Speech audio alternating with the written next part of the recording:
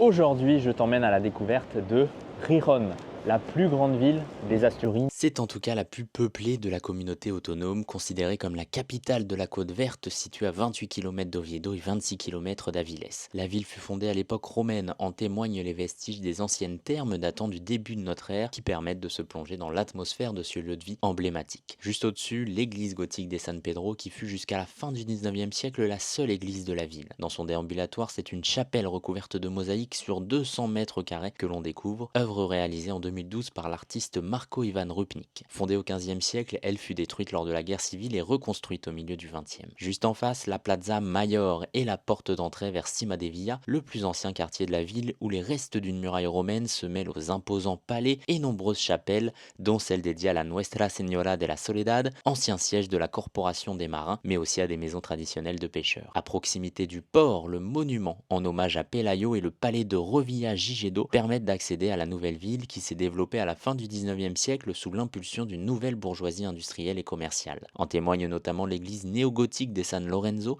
construite au début du XXe siècle, la magnifique basilique del Sagrado Corazón de Jesús, construite en 1918 et entièrement peinte par les frères Willem et Heinrich Immenkemp pendant quasiment 2 ans, ainsi que le marché et l'église des San José, reconstruite dans un style néo-baroque une fois la guerre civile terminée. Le musée du peuple asturien, créé en 1968, est également un bon moyen de comprendre la vie des siècles passés, avec notamment des greniers, des maisons nobles, une maison paysanne, une forge, un pressoir à cidre et même une sorte de bowling pour le style de jeu Quatreada, ainsi que de nombreux objets de la vie quotidienne. C'est cette péninsule de Santa Catalina, berceau de Gijón, qui nous raconte l'histoire de la ville depuis des siècles. Alors si cette balade t'a plu, n'oublie pas de t'abonner.